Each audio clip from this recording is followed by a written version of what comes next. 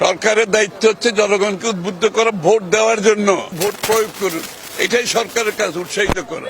কোনো বিশেষ ভোটের কথা বলবেন, আবার বিশেষ অন্য ভোটের, সাধারণ মানুষের ভাগ্য পরিবর্তনের যে ভোট, যে বিভিন্ন দলকে যারা ভোট দেবে, ওদের ওদের জোটের মধ্যে কি হবে না হবে উত্তর তো তারা দিতে পারবে, এই উত্তর তো আমরা দিতে পারবো না, তাই না?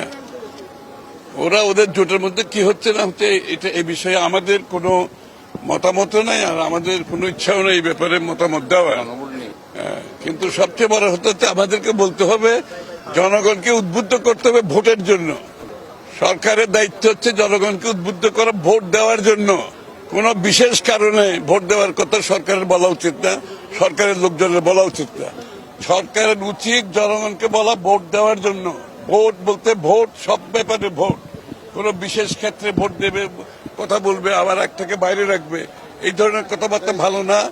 মানুষের মনে বিভিন্ন সন্দেহের উদ্রেক হয় এই ধরনের কথাবার্তা কেউ বললে। সুতরাং আমি সরকারকে বলবো, ভোট দেওয়ার জন্য জনগণকে আপনারা উৎসাহিত করুন সার্বিকভাবে।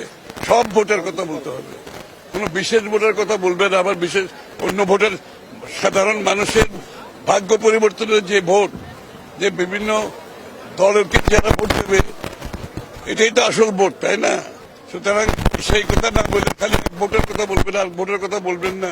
আমরা সব ভোটের কথা বলতেছি, সার্বিকভাবে জনগণকে বলতে হবে আপনার ভোট প্রয়োগ করুন, এটাই সরকারের কাজ, উৎসাহিত করা। কোনো বিশেষ ভোটের কথা কিংবা আরেকটা বাদ দিয়ে তাদের মন্তব্য, এগুলো খুব জনগণ খুব ভালোভাবে দিচ্ছে।